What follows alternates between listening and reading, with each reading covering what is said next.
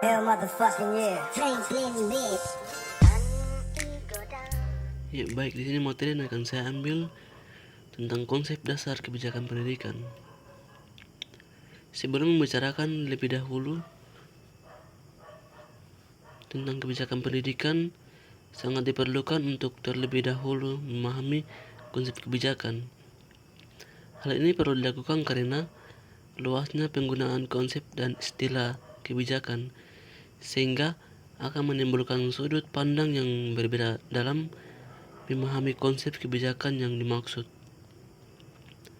Ada beberapa poin dari konsep kebijakan pendidikan, yaitu pengertian kebijakan pendidikan, kelompok dalam rentang waktu yang ditetapkan, karakteristik kebijakan pendidikan, implementasi kebijakan pendidikan. Konsep dasar kebijakan pendidikan. Ada 5 komponen kebijakan pendidikan, terdiri dari 5 komponen, yaitu yang pertama tujuan, yang kedua rencana, yang ketiga program, yang keempat keputusan, dan yang kelima dampak. Batasan konsep kebijakan. Pelaksanaan pemerintah memiliki wewenang untuk mengeluarkan berbagai kebijakan agar tugas-tugas pokok pemerintahan dapat dilaksanakan dengan baik. Salah satu contoh tugas pokok tersebut yaitu dalam upaya peningkatan kesejahteraan sosial, membantu orang miskin dan memelihara orang-orang cacat, jompo, dan anak-anak terlantar, menampung serta menyalurkan para gelandangan ke sektor kegiatan yang produktif. Kebijakan menurut para ahli. Anderson Agustin 2012-96 berpendapat bahwa kebijakan merupakan perilaku aktor individu atau organisasi, pemerintah maupun non-pemerintah, dalam bidang kegiatan tertentu, misalnya kegiatan administratif, politik, dan ekonomis. Kemudian, menurut ahli Subarsono 2009, 5 juga menerangkan tentang analisis kebijakan, yang mana menurutnya analisis kebijakan adalah deskripsi dan eksplanasi terhadap sebab-sebab dan konsekuensi berbagai macam kebijakan publik. Menurut Thomas Erdey atau Subarsono 2009, 2 juga menyatakan berbagai aspek yang perlu dilakukan untuk menganalisis suatu kebijakan. Lanjut, stratifikasi kebijakan pendidikan. Secara ringkas, stratifikasi kebijakan pendidikan menurut H.M. Hasbullah 2015 pasal 47 sampai 48 dapat diuraikan sebagai berikut. A. Kebijakan pendidikan di tingkat pusat, yakni kebijakan pendidikan yang diterapkan oleh lembaga pemerintah pusat serta mempunyai ruang lingkup yang luas dan di tingkat nasional. B. Kebijakan pendidikan di tingkat daerah, yakni kebijakan pendidikan yang diterapkan oleh pemerintah tingkat daerah dan hanya berlaku di daerah yang menerapkan kebijakan tersebut. Bahkan ada pendapat lain menurut Ali Imron H.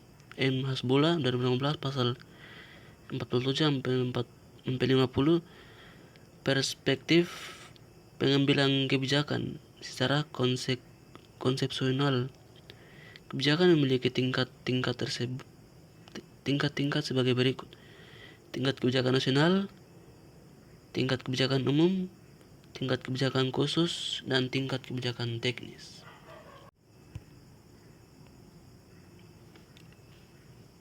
Ya, baik, materi selanjutnya saya ambil dari materi kelompok 5 yang berjudul Proses Kebijakan Pendidikan. Pembahasan. Ada 4 poin yang akan dibahas, yaitu proses pembuatan kebijakan. Yang kedua, agenda perumusan kebijakan. Yang ketiga, teori perumusan kebijakan dalam pendidikan. Yang keempat, aktor-aktor perumusan kebijakan. Proses pembuatan kebijakan. Proses pembuatan kebijakan adalah langkah-langkah yang diambil oleh pemerintah atau lembaga terkait untuk merumuskan, mengembangkan, dan mengimplementasikan kebijakan-kebijakan yang berkaitan dengan sistem kebijakan publik. Menurut Dunn, perumusan kebijakan adalah pengembangan dan sintesis terhadap alternatif pemecahan masalah. Sedangkan menurut Budi Winarno menyatakan bahwa masing-masing alternatif bersaing untuk dipilih sebagai kebijakan dalam rangka untuk memecahkan masalah. Proses perumusan kebijakan yang efektif memperhatikan keselarasan antara usulan kebijakan dengan agenda dan strategi besar pemerintah melalui konsultasi dan interaksi. Kebijakan yang baru yang tidak bertentangan dengan agenda dan program pemerintah yang sedang dilaksanakan.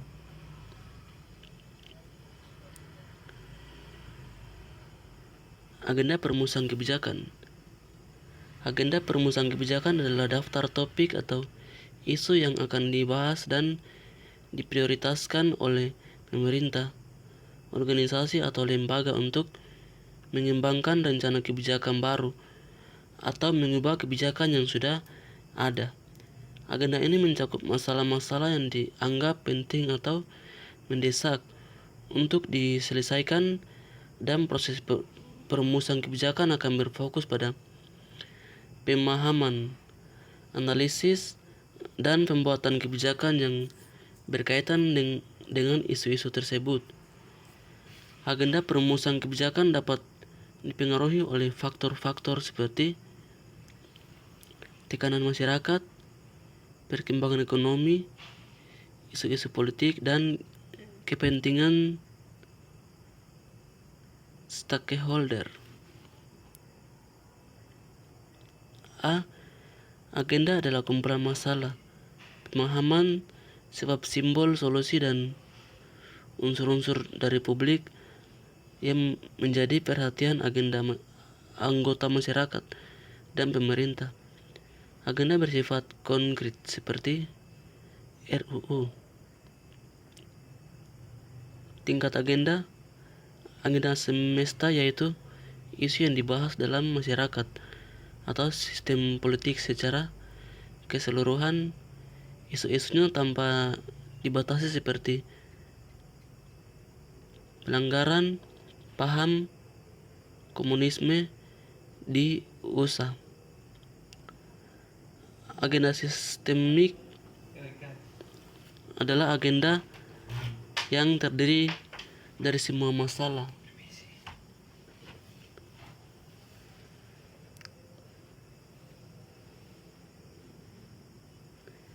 yang dirasakan oleh anggota komunikasi politik yang mendapat perhatian publik dan berisi materi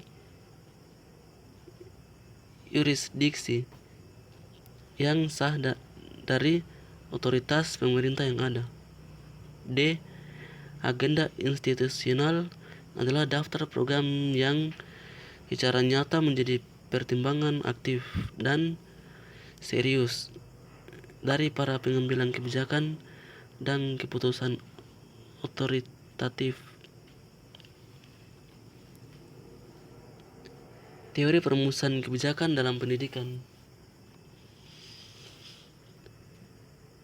Teori sistem. Yang pertama, teori sistem.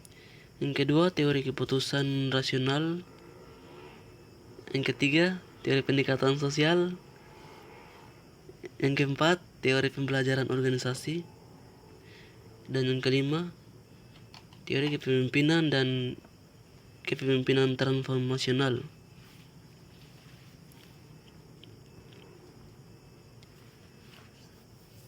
Aktor perumusan kebijakan.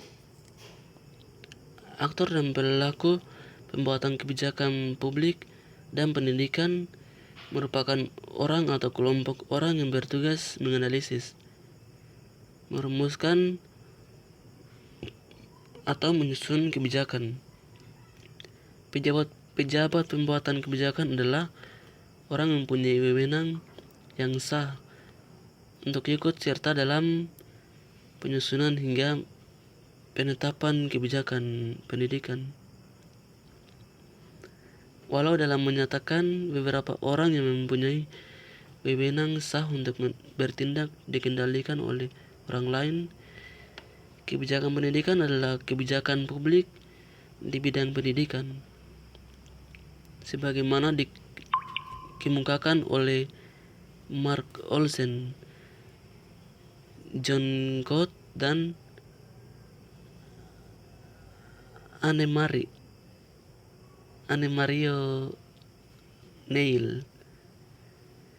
Kebijakan pendidikan merupakan kunci bagi keunggulan, bahkan eksistensi, bagi negara-negara dalam